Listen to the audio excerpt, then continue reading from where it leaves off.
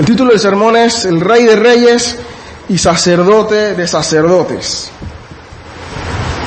En la primera sección, los versículos del 1 al 12, se narra el contexto de la guerra. Estuve investigando un poco acerca de las diferentes guerras que han habido en el mundo. Y bueno, hay una guerra que no se suele hablar mucho, que es la Primera Guerra Mundial. La mayoría de las películas y las historias que salen suelen ser de la Segunda Guerra Mundial. Hitler es el personaje famoso, Japón con la bomba nuclear y todo lo que pasó ahí. Así que la Primera Guerra Mundial en verdad suele ser un misterio para la gran mayoría de personas. En ese episodio de la Primera Guerra Mundial había alianzas, similar a lo que vamos a ver aquí. Estaba la Alianza Central y la Alianza del Oriente. Cada una de esas alianzas se sentían fuertes. Y esa seguridad que les brindaba el conocimiento de, yo tengo a tal y tal país conmigo, los llevaba a actuar. Que fue lo que llevó a Austria, que fueron los que empezaron básicamente el movimiento bélico, a decir, yo puedo ir a la guerra, porque el imperio alemán, que está fuerte en África, me puede respaldar, así que no me importa que el otro se vea fuerte, vamos a la guerra. Y es que la seguridad militar suele brindar el mucho número de militares o de fuerza militar suele brindar seguridad.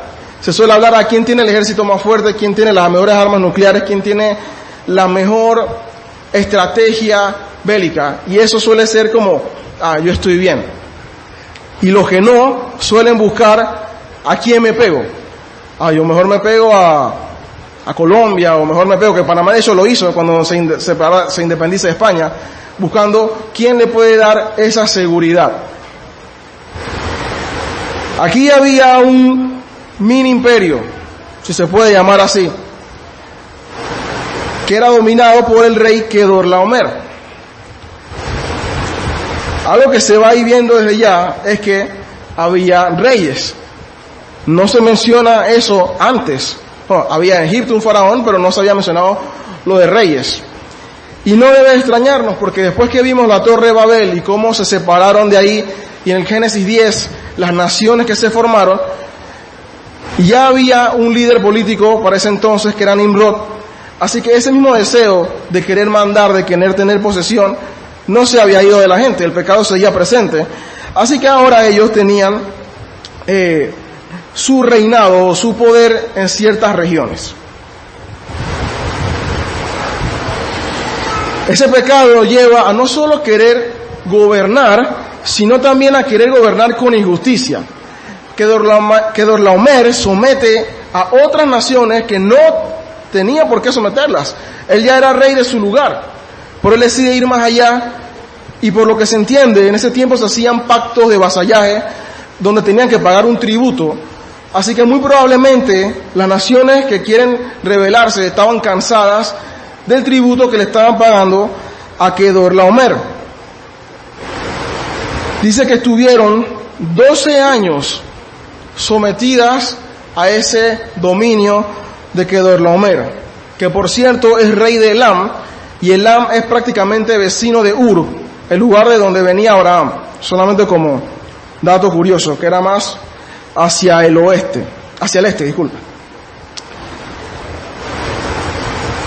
En el año 13 de ese corto reinado, este grupo de reyes dicen, se acabó, ya no vamos a pagar más. No se armaron en armas en ese momento, simplemente se rebelaron contra Kedorlaomer. Ya no nos gusta lo que estás haciendo. En el año 14, Kedorlaomer dice, yo voy por lo que en teoría él creía que le pertenecía, así que voy a someterlos de nuevo. Ellos tienen que aprender que yo soy el que manda. Así que él busca otros 3 reyes que estaban todavía de su lado. A este ejército, para efectos de la prédica, esto no está en la Biblia para poder identificarlo, lo voy a llamar el ejército imperialista, porque es el del imperio que gobernaba, conformado por Amrafel de Babilonia, ciudad que posiblemente ya conocen por la Biblia, Arioc de Elazar, vecina de Babilonia, Kedorlaomer de Elam, todo eso era esa región, y Tidal de Goyim. Goyim no era un lugar en sí, Goyim era la palabra que se utilizaba para agrupar a personas de distintas nacionalidades. Así que Tidal era un líder, muy probablemente como David lo fue en un tiempo, que tenía a los rebeldes, a los que nadie quería de diferentes lugares. Muy probable el ejército de Tidal era así. El ejército de los aliados o rebeldes, si llamaríamos al otro ejército, estaba conformado por Bera, rey de Sodoma. Ya escuchamos algo de Sodoma porque Lot estaba ahí. Birsa, rey de Gomorra. Sinab, rey de Adma. Semeber, rey de Seboim. Y al rey de Bela, es decir, Zoar. Aquí no se menciona el nombre de ese rey porque Bela y Zoar son sinónimos del lugar. Así que se dice simplemente el rey de ese lugar también estaba en la alianza. Y entonces se iba a formar lo que sería la verdadera Primera Guerra Mundial.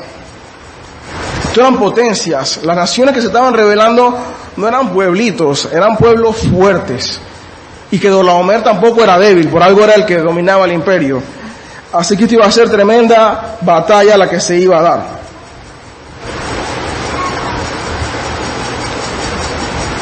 Y suele parecer a primera vista de que Kedorlaomer y su compañía, ese grupo de imperialistas, eran los malos. Porque tú no estás sometiendo, tú no estás diciendo, tenemos que pagarte más. Y muy probablemente era cierto, era injusto lo que Kedorlaomer tal vez quería aplicarles a ellos. Pero el ejército que se está rebelando no eran santos tampoco, también eran malos. Génesis 13:13. Pero los hombres de Sodoma eran malos y pecadores en gran manera contra el Señor. Además de esta referencia, veamos lo siguiente con referencia a los nombres y lo que significaban. Para ese tiempo los nombres no eran solamente, tú te llamas tal porque el actor se llama así. En ese tiempo los nombres significaban mucho. Era, tú eres esto, yo represento esto.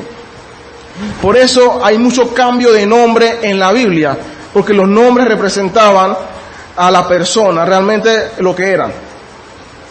Vamos a ver los significados de todos estos 9 reyes. Amrafel, su nombre significa hablador de cosas oscuras y comunicador de engaños. Arioc, salvaje como león o sin misericordia, violencia en su prioridad. Kedorlaomer, siervo de la diosa Lagamar. Tidal, simiente malvada. Bera, el rey de Sodoma, dádiva que corrompe en el mal. Birsa, el rey de Gomorra, su nombre significa maldad que se expresa en la maldad. Sinab, rey de Adma, su nombre significa enemistad. Semeber, rey de Seboim, su nombre significa remontándose a lo alto, porque dispuso unas alas para volar y rebelarse contra el Eterno. Los 9 estaban mal. Los 9 eran pecadores. No era que el ejército imperialista era malo y el otro eran buenos. Los 9 eran malos. ¿Y acaso eso no pasa hoy? Naciones que se pelean, gobernadas por líderes malos también. Tal vez un nombre no signifique en eso, pero en su corazón sin duda lo tienen, porque el pecado está ahí. Y pelean con fines egoístas.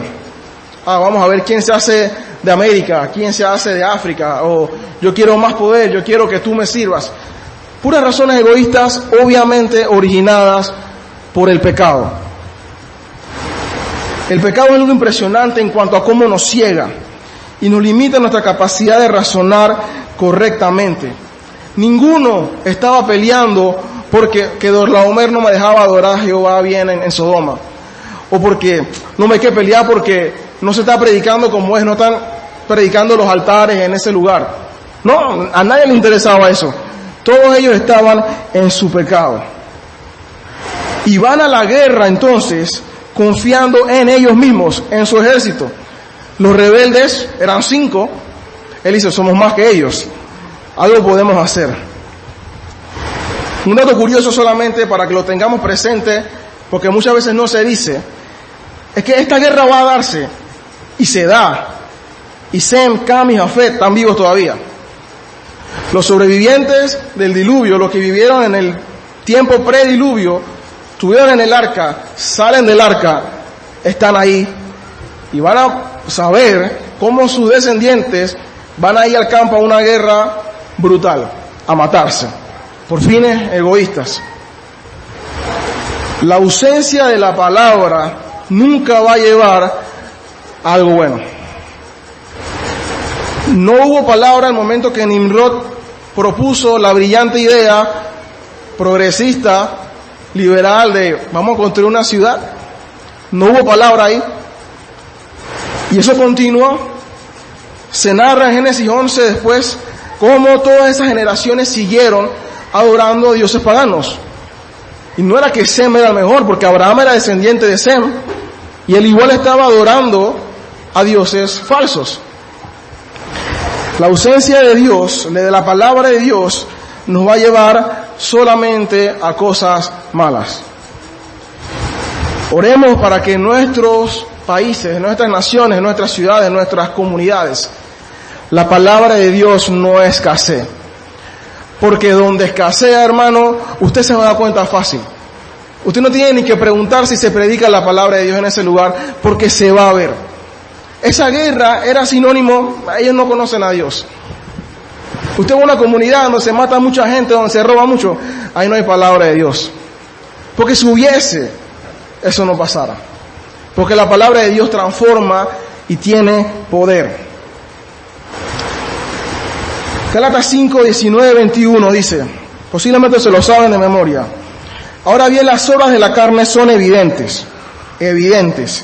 Inmoralidad, impureza, sensualidad, idolatría, hechicería, enemistades, pleitos, celos, enojos, rivalidades, disensiones, herejías, envidias, borracheras, orgías y cosas semejantes contra las cuales le advierto, como ya se lo he dicho antes, que los que practican tales cosas no heredarán el reino de Dios. Son evidentes las obras de la carne. Obviamente eso no debe ser verso aquí, eso Pablo se lo escribe a los Gálatas, porque esas cosas se estaban viendo dentro de la iglesia. ¿Cómo así dentro de la iglesia? Tú me dices de la ciudad, el país, te lo acepto, pero dentro de la iglesia, bueno, es una advertencia. Si eso es evidente, hay que predicar más, hay que ir a la palabra, porque falta de palabra nos va a llevar a todo esto. Somos malos por naturaleza, ya lo sabemos todos.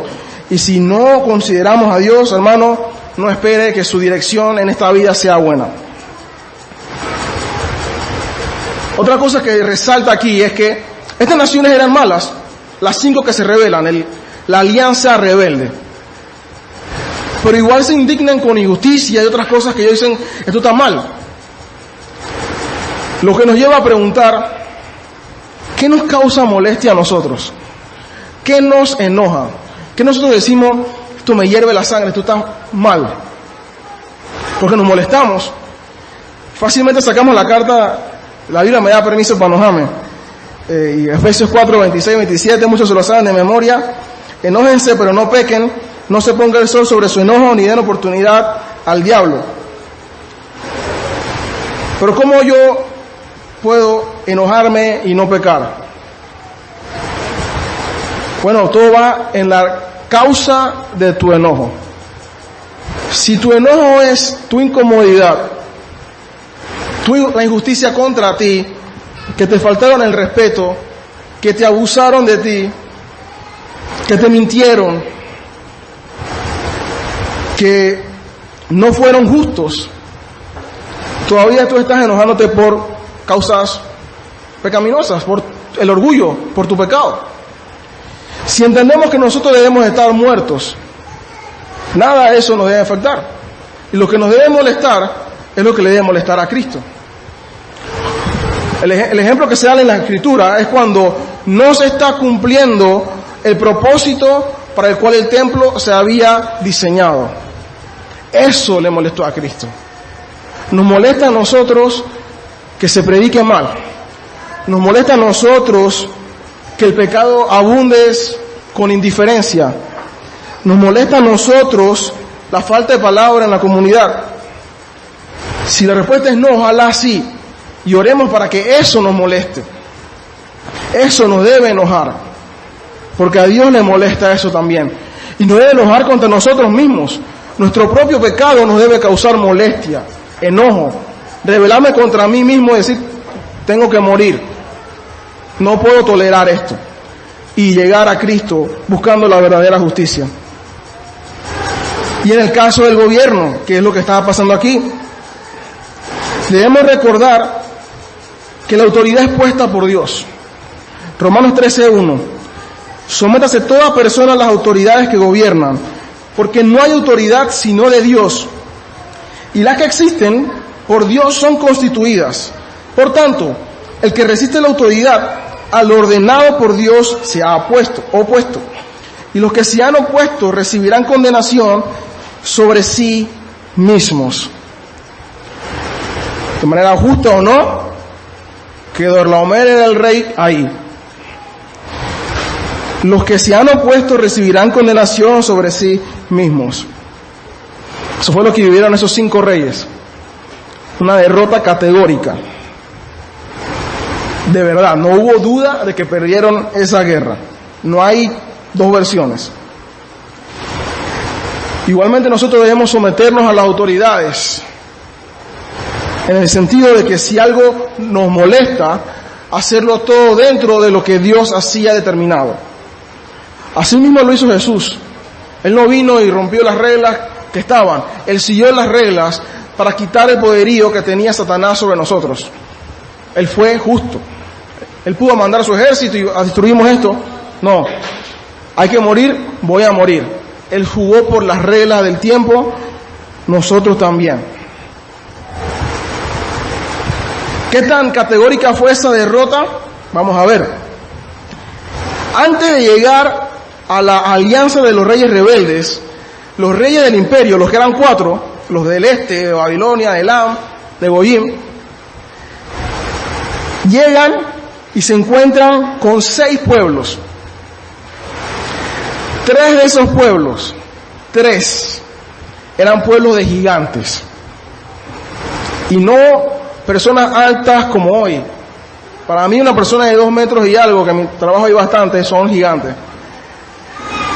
Pero estos gigantes medían 4 metros. Yo creo que no cabe aquí, no sé los que son de construcción. 4 metros. Y no eran 4 metros flacos, 4 metros con fuerza. Si los israelitas le tenían miedo a uno, a Goliat. Ahora imagínense un ejército donde todos son gigantes. Y dice que llegó ese ejército y destruyó a los refaitas, gigantes. ¿Cómo sé que eran gigantes? Deuteronomio 3 dice la medida que tenían, y Josué 12:4 dice que Og, rey de Basán, era descendiente de los refaitas. Así que ahí se sabe, y que dice 9 codos, es decir, 4 metros. 6 naciones, refaitas, susitas y emitas, esos 3 gigantes, y los aniquilan. Ese ejército de la alianza tenía que estar pensando que ese ejército, aunque eran 4 reyes, era un ejército serio. Le ganan a los oreos que habitaban en cuevas.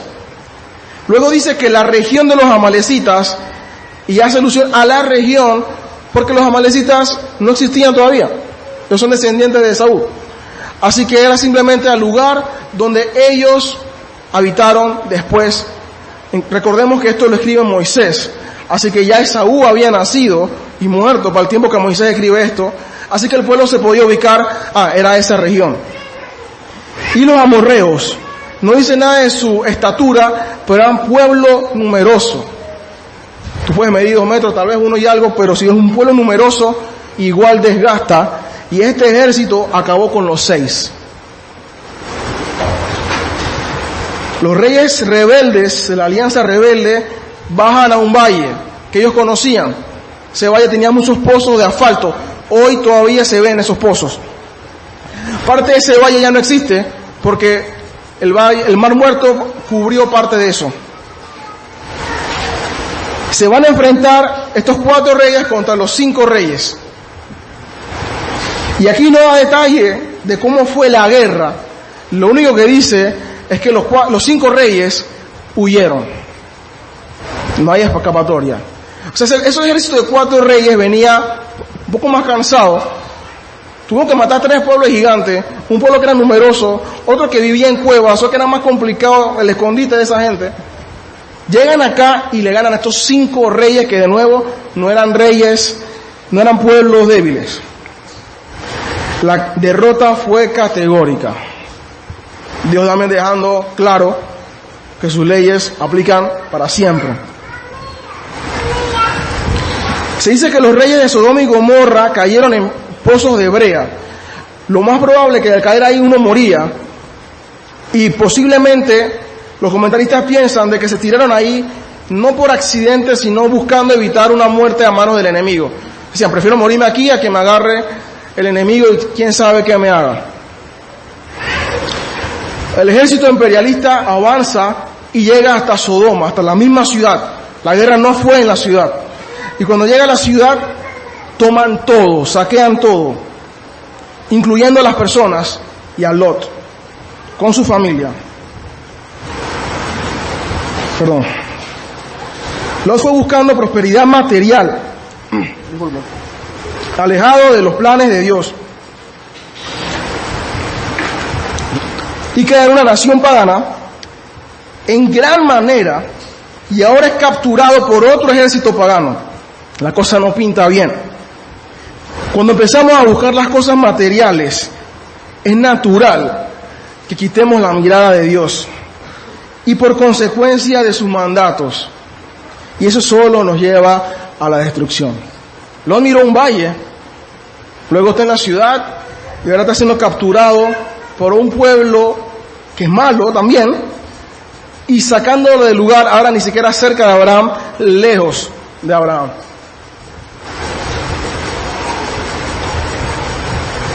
Versículos del 13 al 16. Uno de los que escaparon vino y se lo hizo saber a Abraham el hebreo. Primera vez que se usa la palabra hebreo en la Biblia. Y aquí también los comentaristas y eruditos tienen divisiones. Hebreo significa que cruza el río, y Abraham cruzó el Jordán para llegar acá. Pero también Abraham es descendiente de Eber, descendiente de Sem, y había un Eber. Y se cree que también el hebreo viene como gentilicio por ser descendiente de hebreo, de Eber, así como los israelitas por ser hijos de Israel. Simplemente aquí se comenzó a identificar, independientemente del origen, a un pueblo.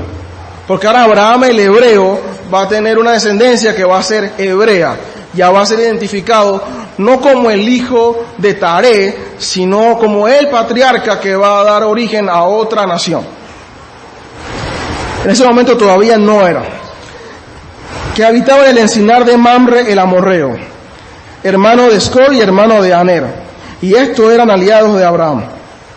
Al oír a Abraham que su sobrino había sido llevado cautivo, movilizó a sus hombres adiestrados, nacidos en su casa, 318 en total, y salió en su persecución hasta Dan. Por la noche, él con sus siervos organizó sus fuerzas contra ellos y los derrotó, y los persiguió hasta Oba, que está al norte de Damasco, y recobró todos sus bienes, también a su sobrino Lot con sus posesiones, también a las mujeres y a la demás gente. La guerra no fue en Sodoma, recuerden. Alguien sobrevive, llega donde Abraham y le dice, porque Abraham era el pariente más cercano a Lot. Y Abraham ya era un nombre conocido. Muchos creen que ya lo conocían como rey en esa región porque tenía un pueblo grande, muchas posesiones y era fuerte. Cuando la noticia le llega a Abraham, que no fue inmediata, recuerden, no hay internet, no hay correo, esa persona tuvo que caminar hasta allá corriendo, un par de días tal vez, de que había pasado el evento. Abraham de inmediato decide, voy a la guerra, a rescatar a su sobrino. ¿Por qué? ¿Quién mandó a Lot para Sodoma? ¿Acaso Abraham lo mandó para allá? Él solo decidió ir allá.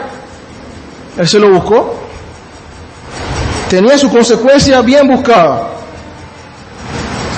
Pero Abraham es conmovido por un amor que no depende de lo que su sobrino haga. Es un amor incondicional.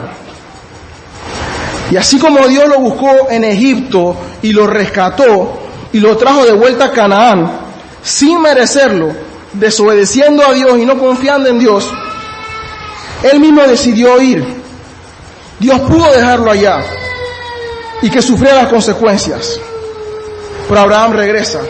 Él entiende que Él recibió de gracia y va a dar de gracia. Nosotros hemos recibido de gracia y debemos dar de gracia. En este caso, dar de gracia para Abraham significaba incomodarse, salir de su casa, dejar a su esposa, sus posesiones, su ganado, para ir a pelear por un sobrino que quien lo mandó para irse para el otro lado. Piensen un momento si usted estuviese en ese lugar de Abraham. Si usted haría eso, le dicen, un familiar tuyo que te dejó, que se fue para allá por su cuenta, tú la advertiste, mira que está aquí la palabra, está viendo los altares, se va, está en un problema allá, ¿quién lo manda? ¿Quién lo mandó para allá? Yo le hablé ya hace rato, él estuvo conmigo todo este tiempo, él viajó conmigo, él vio lo que yo le dije en la promesa, estamos aquí, cómo regresar, Lot fue a Egipto, y luego ve cómo regresa Abraham de Egipto. Ahora dice, ¿por qué tengo que ir a buscarlo? Lo haríamos nosotros. Obviamente piénselo, no diga nada audiblemente. Se levantaría a ayudarlo, oraría por esa persona, se incomodaría. Usted dejaría su casa para ayudar a una persona que está en un problema, entre comillas, por su propia culpa. Fácilmente la mayoría, yo me incluyo, diríamos que no. Y comenzaría a sacar todas las razones posiblemente justas para decir, ¿por qué me justifico? Pero si comienzo a recordar también lo que dice la palabra, de que yo debo estar muerto, que Cristo debe vivir y que yo debo dar de gracia, yo debo hacer exactamente lo mismo que hizo Abraham. Exactamente, no lo deberíamos pensar. Está el hermano tal en problema, tiene tiempo que no viene a la iglesia, vamos a ayudarlo.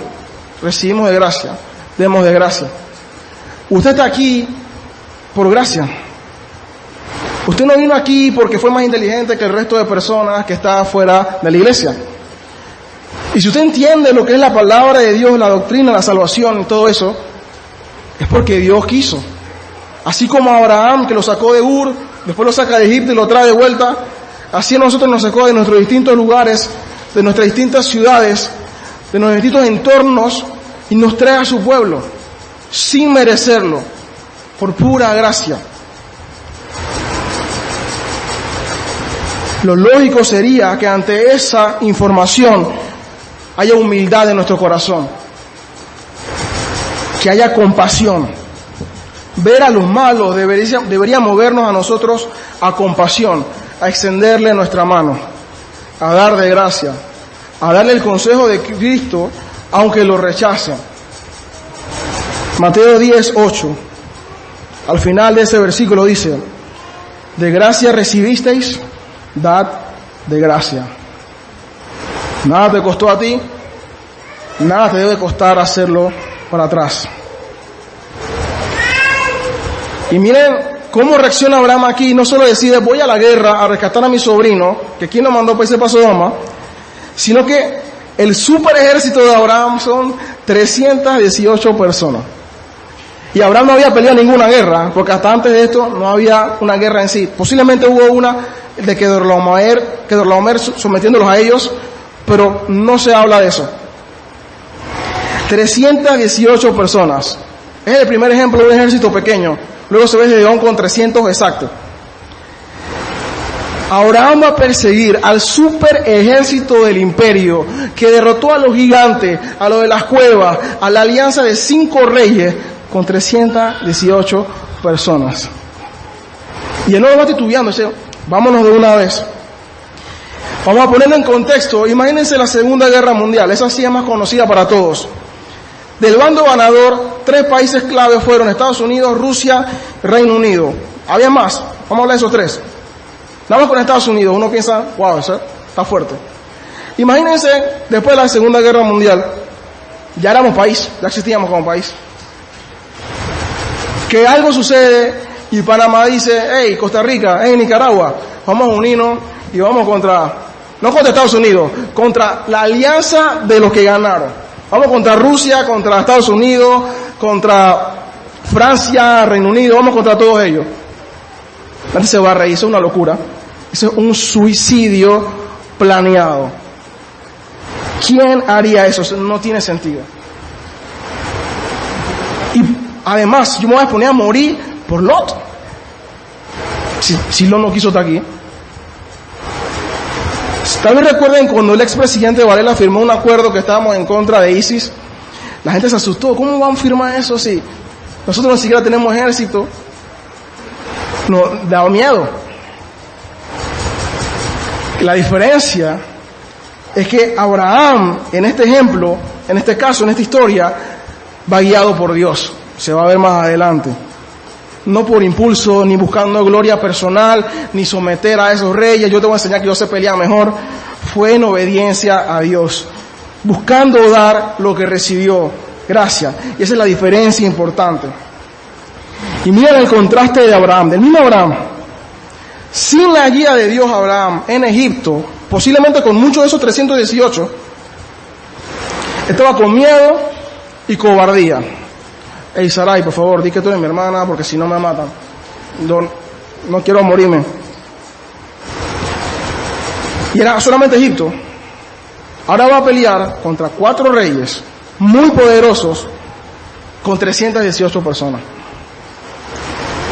Dios nos quiere enseñar a depender de Él. Siempre, sin importar la circunstancia. Lo que cambiaba no era la situación, sino en quién estaba la confianza de Abraham. Antes quería confiar en Sara, algo humano, material, no puede haber paz ni seguridad. En esta hora confía en Dios y va con valentía y con seguridad. Un ejemplo, Mateo 14, 22 y 33, ya lo estudiamos, a vez acuerden, recorderis. No lo vamos a leer. Los discípulos están cruzando el lago. Jesús les dijo, vayan para el otro lado, vamos a llegar al otro lado. Hay una tormenta y él camina en medio del mar. Ellos se asustan porque no le esperan y le dice, tengan ánimo, soy yo, no teman. La tormenta todavía estaba presente. Pero Jesús le dice, no teman. La ausencia de tormentas no es la razón de nuestra confianza, sino la presencia de Jesús. En este caso no era la ausencia de guerra la razón de la tranquilidad o valentía de Abraham. Yo soy valiente ahora porque no hay guerra. Sino era la confianza en Cristo. Aún en medio de la peor adversidad, de la falta de recursos, de la soledad, Cristo nos dice, no teman, actuemos con confianza. Cristo está con nosotros y eso es más que suficiente.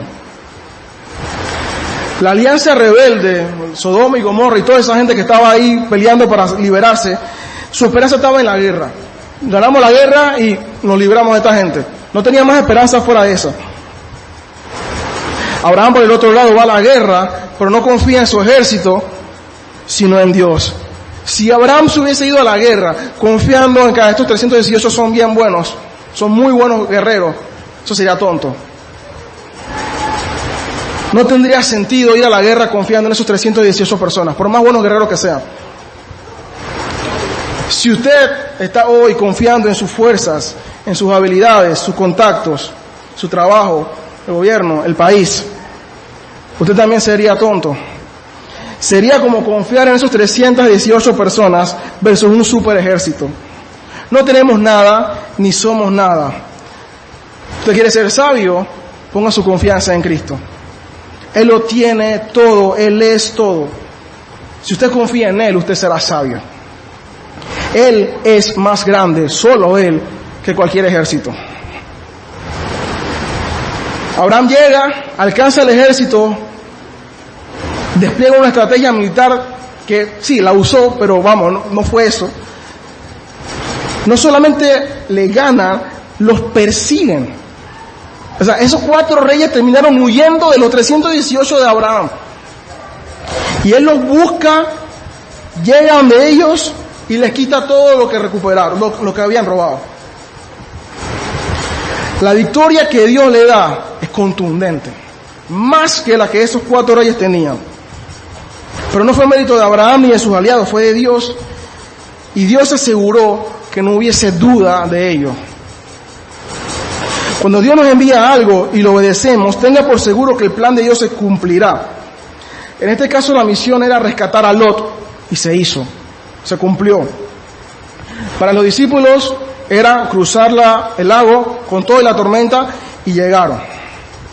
Hoy Dios te está dando una orden, yo no lo conozco, habla con alguien, sal de un lugar, ve a un lugar, no digas nada o haz algo, y puede que en medio de esa orden haya temor.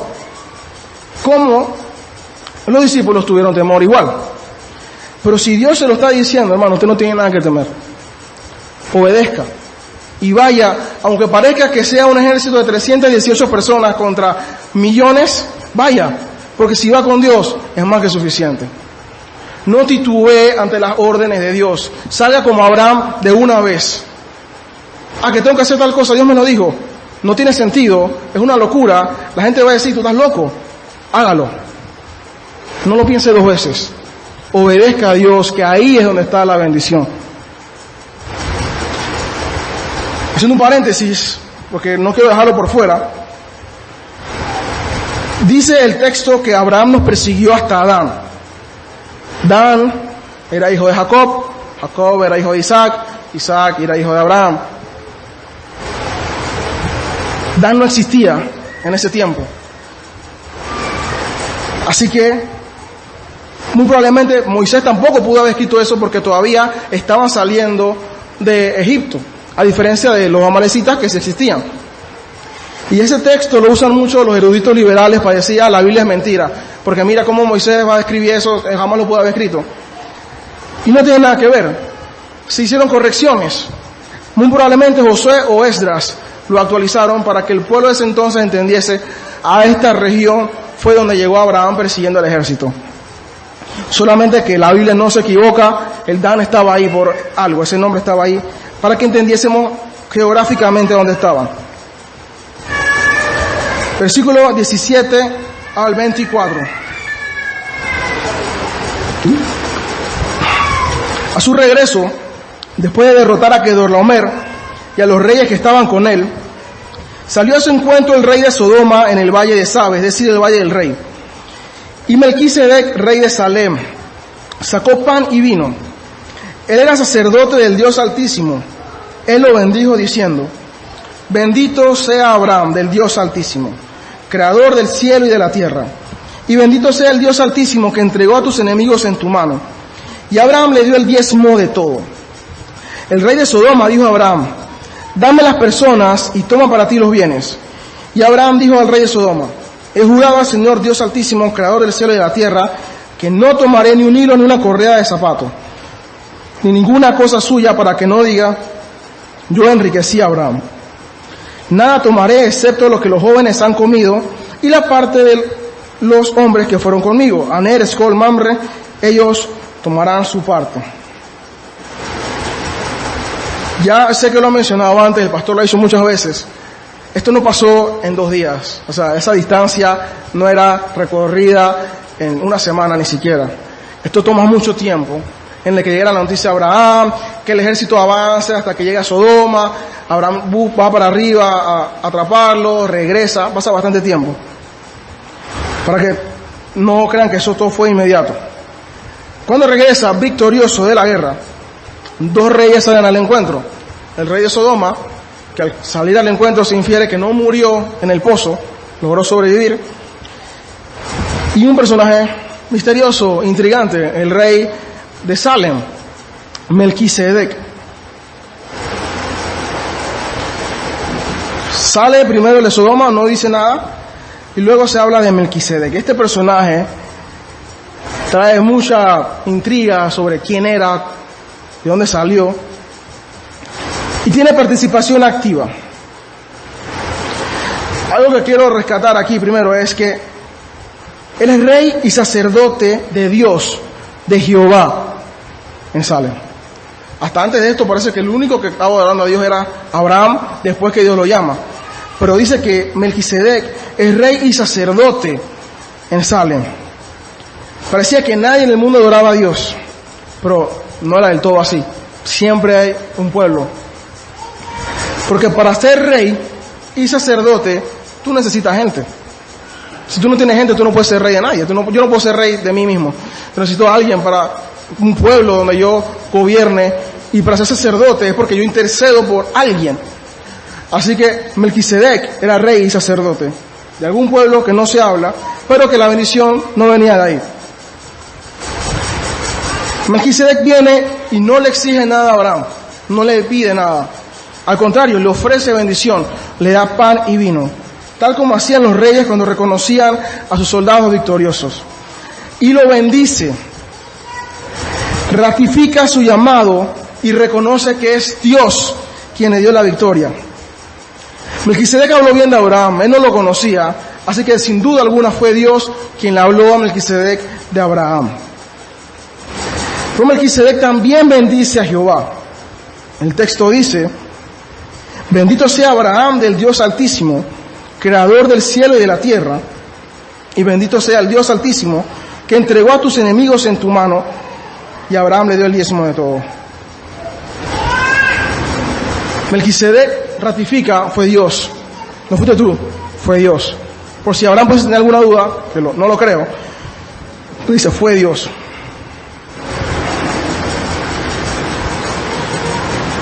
La alabanza es para Jehová.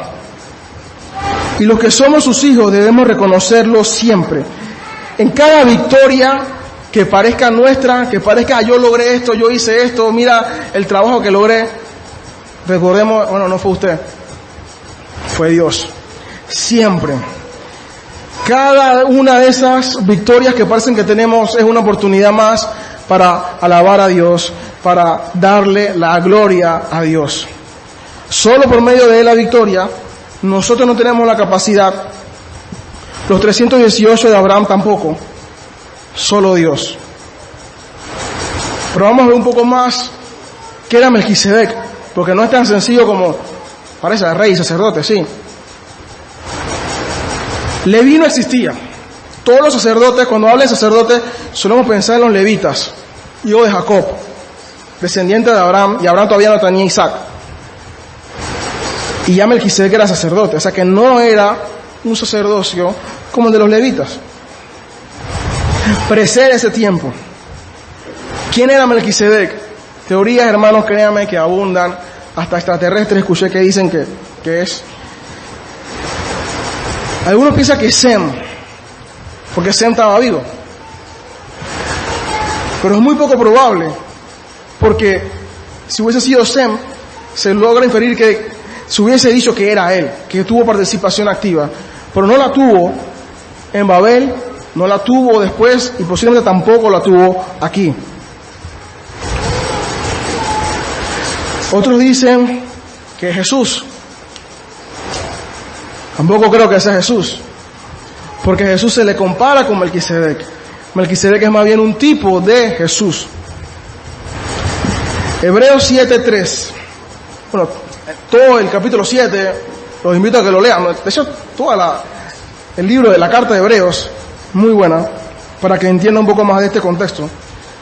Sin tener padre ni madre y sin genealogía, estamos hablando de Melquisedec, no teniendo principio de días ni fin de vida, siendo hecho semejante al Hijo de Dios, permanece sacerdote a perpetuidad. Si dice que no tiene principio de días, o sea que sería eterno, sería Dios, y no es Dios.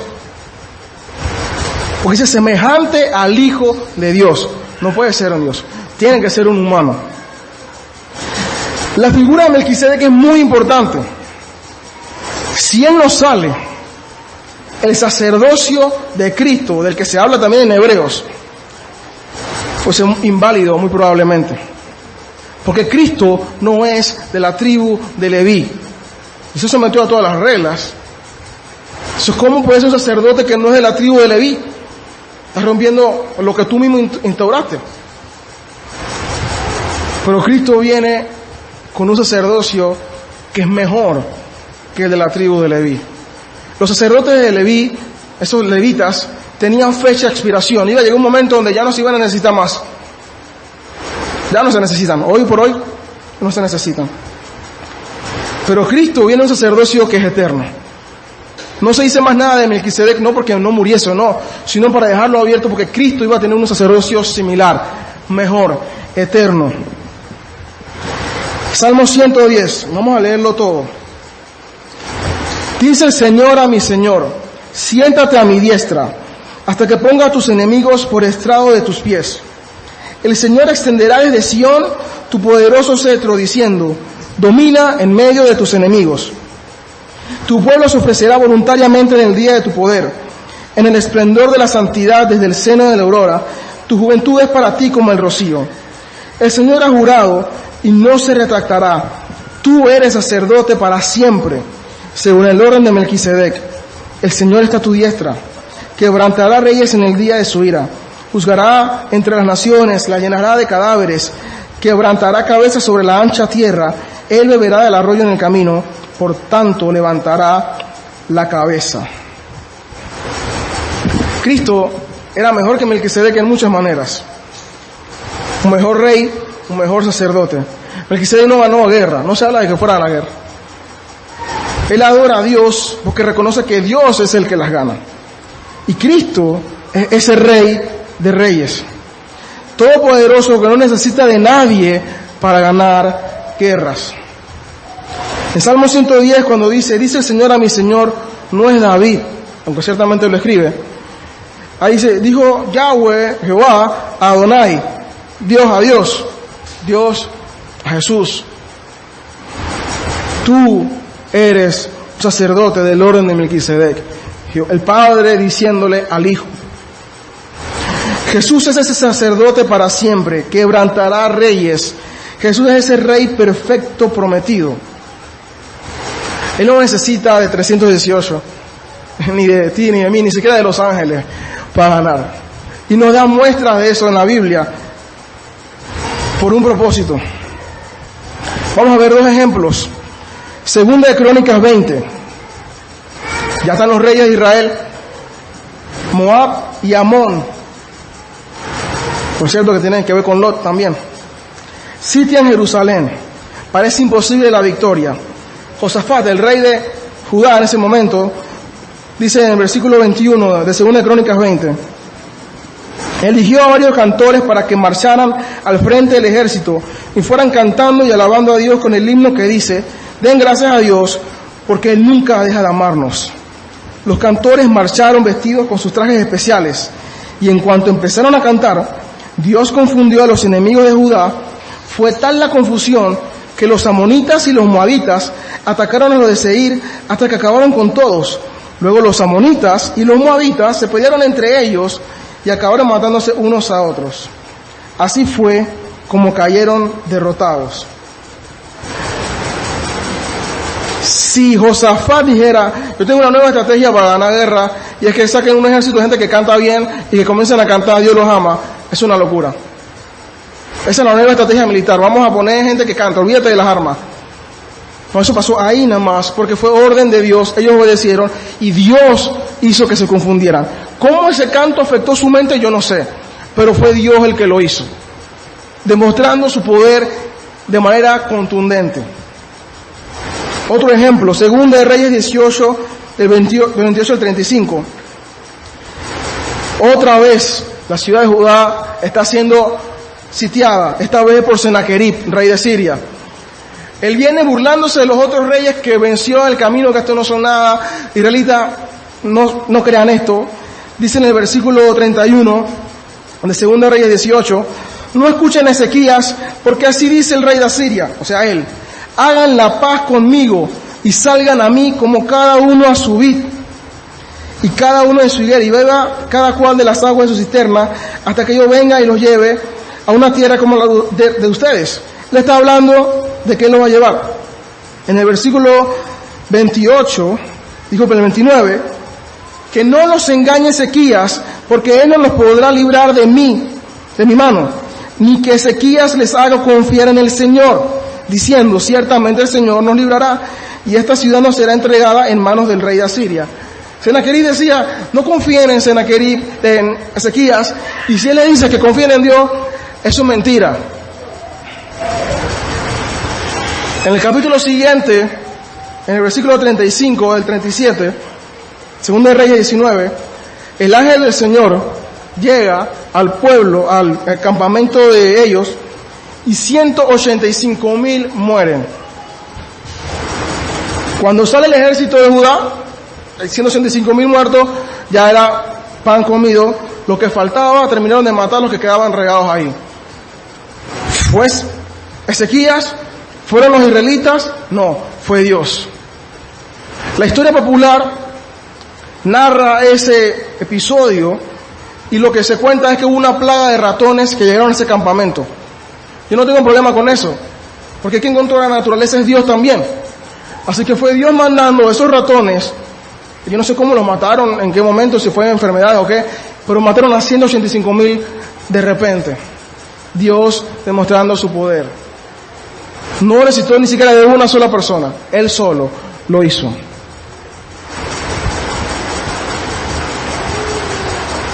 Él lo hace todo. Él merece la gloria. El rey perfecto es Cristo, el sacerdote perfecto es Cristo. Melquisedec lo adora. Abraham también. Nosotros también debemos adorarlo. Abraham reconoce esa autoridad, la de Melquisedec, y le da los diezmos como gesto de respeto. Esto no es que aquí empezaron los diezmos, que era la ley, eso no era ninguna ley como algunos quieren inferir, simplemente eso se acostumbraba como símbolo de respeto. No como ordenanza, eso es algo normal. Fue así como de gracia quiso buscar a Lot, así quiso darle a Melquisedec por lo que era y la bendición. Melquisedec bendijo a Abraham, Abraham bendice a Melquisedec. Ambos se bendijeron mutuamente. Entre nosotros debiese haber ese mismo episodio, bendecirnos mutuamente. En algunos momentos va a ser como Melquisedec, le damos un pan y vino o una palabra de Dios que haga falta. O en otros momentos va a ser como Abraham bendijo a Melquisedec, con posesiones, con bienes. También podemos bendecir con recursos materiales. Lo que usted tenga, hermano, sirve para bendecir. Nadie aquí puede decir que no puede bendecir a otra persona. Nadie se libra de eso. Todos hemos recibido de gracia, todos podemos dar. Posesión material, palabra, pan y vino, casa, lo que sea, hermano. Todos podemos bendecirnos mutuamente. Y eso es lo que debiese pasar en la comunidad de los creyentes. Bendiciones constantemente. Nelson bendice a José Ángel, José Ángel bendice a Nelson, y así se va interminablemente.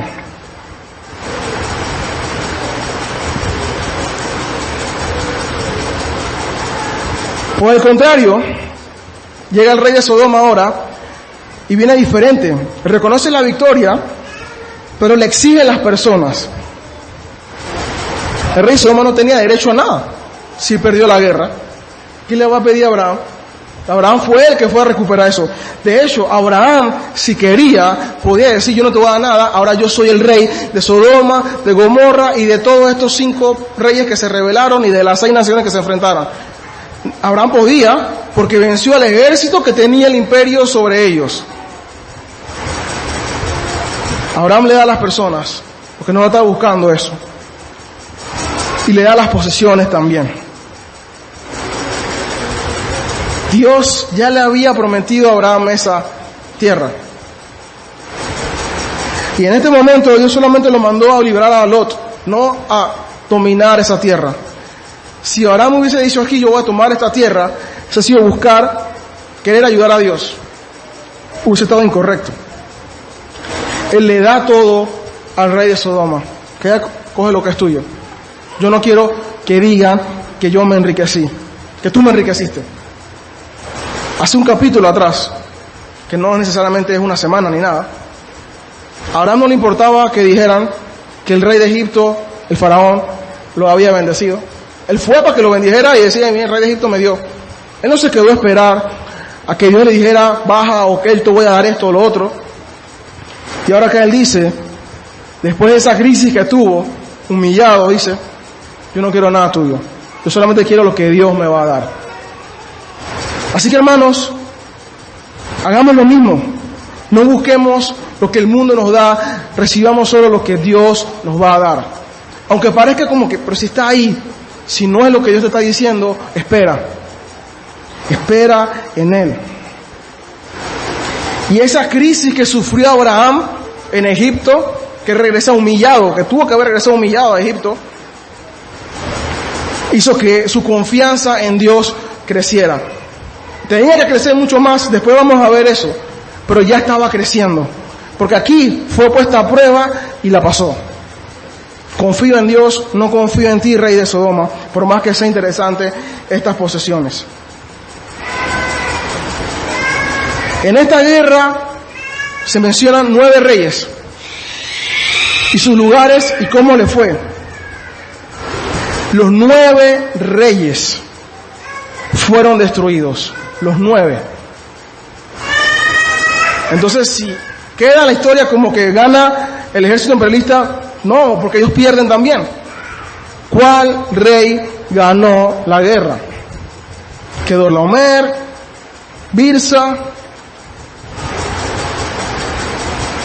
La respuesta es obvia y es Cristo. El rey más grande, el rey de reyes, el señor de señores, el sacerdote de sacerdotes, Cristo, el rey del universo, pelea por nosotros. No hay que preocuparnos por nada, Él está en control. Mateo 28, 18. Acercándose Jesús le dijo: toda autoridad me ha sido dada en el cielo y en la tierra. Él tiene toda la autoridad ya. No en 2000 años, no después, Él ya la tiene. Toda la autoridad me ha sido dada en el cielo y en la tierra. Salmo 97, 1 y 2. El Señor reina, regocíjese la tierra, alégrense las muchas islas.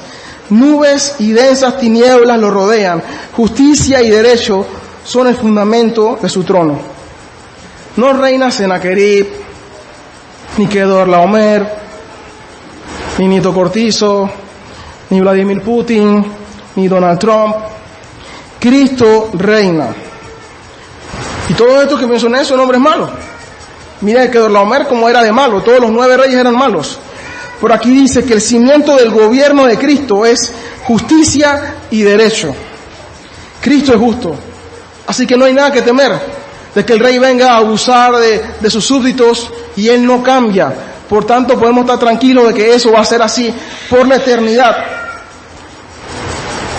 Y no solo rey justo y perfecto, sino que también se hace sacerdote y decide, así como Abraham, despojarse de su casa y venir a la tierra humillándose para interceder por nosotros.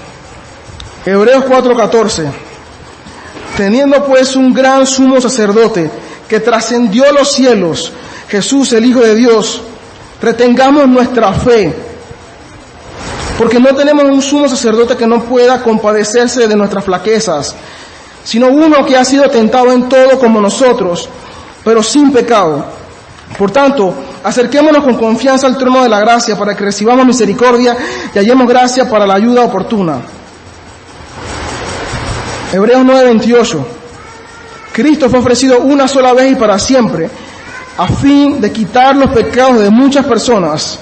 Cristo vendrá otra vez, no para ocuparse de nuestros pecados, sino para traer salvación a todos los que esperan con anhelo su venida. Él reina, y como sacerdote, que es mejor que los levitas, un sacerdote eterno, hace el sacrificio perfecto, que es eterno.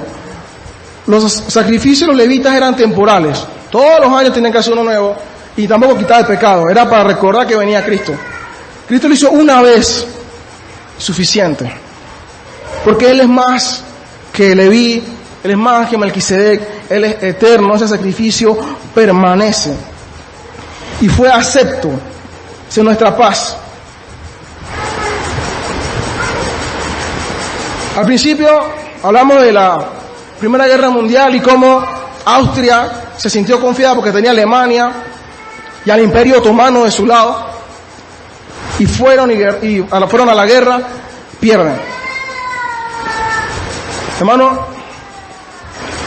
Nosotros estamos del lado del Rey Jesús. Si usted no vive con confianza, si usted vive con miedo, tal vez usted no lo conoce. Porque, ¿qué puede temer? Muchos panameños se sienten tranquilos porque Estados Unidos está de nuestro lado y Estados Unidos es fuerte. Pero Jesús es más que Estados Unidos, es más que todas las naciones.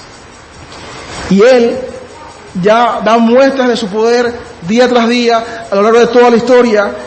Nos pide que confiemos en Él y aún así a veces dudamos. Bueno, es un momento para que le pidamos perdón por cada momento de duda que hemos tenido, por la duda que estamos teniendo ahora mismo, si tenemos alguna en este momento, y confiemos en Él. Aunque parezca una locura, darle vuelta a Jericó, ¿eso qué es? Cantar un canto para ganarle la guerra. Hoy tal vez no te manda a cantar, tal vez te mande a hablarle a esa persona que es peligrosa, que te puede denunciar en el trabajo y te puede votar porque no hay tolerancia en la religión. Hoy tal vez yo te estoy diciendo renuncia y tú no te atreves porque tienes miedo, porque Dios, ¿cómo voy a sostenerme? Tal vez te estoy diciendo yo quiero que cambies de lugar o que vayas o que regreses a un lugar y uno está con miedo y con la cosa, se nos olvida que estamos con Dios. Abraham no fue con 318, Abraham fue con 318 y con Dios. Eso era suficiente. Hoy, hermanos, hagamos como Abraham hacía siempre. Lleguemos a nuestras casas y adoremos a Dios, así como Él hacía su altar, por lo que Él es, por lo que Él ha hecho en usted y por lo que seguirá haciendo. En esta historia, nosotros somos Lot. Miramos el valle, nos gusta, quedamos en Sodoma y nos vamos para allá. El pecado nos lleva hasta que estamos atrapados por otro más grande que después no sabemos cómo regresar. Y en esta historia, Abraham es Cristo. Entonces Él viene sin tener razón alguna para hacerlo, motivado por un amor que no lo provocamos nosotros, deja su trono y nos va a buscar y nos saca de las manos de Kedorlaomer, que es el pecado, y nos trae de vuelta. Usted está aquí hoy porque Él hizo eso con usted. Si piensa cuando ora, ¿por qué le doy gracias a Dios? Esto es suficiente para que usted lo alabe y le dé gracias. Porque somos Lot, nos vamos constantemente y Él nos trae de vuelta. Reconozcamos eso, de que estamos aquí por Él, no por nosotros. Y si usted hoy está aquí y todavía estás pensando en cómo resolver tus problemas, sacando cálculos, matemáticas, pensando con quién hablas, qué haces, qué no haces, cómo ganar tus peleas tú mismo, Cristo te invita a que te arrepientas hoy y que descanses en Él hoy. Venid a mí todos los que estáis cargados y cansados y yo, Cristo, os haré descansar. Y Él tiene cómo respaldar su palabra, porque Él tiene toda la autoridad en el cielo, en la tierra y en todo lugar que ni siquiera podemos imaginar que existe. Son palabras de alguien que no solo es veraz, sino que ha demostrado su veracidad. Seamos sabios y confiemos en Él. Oremos.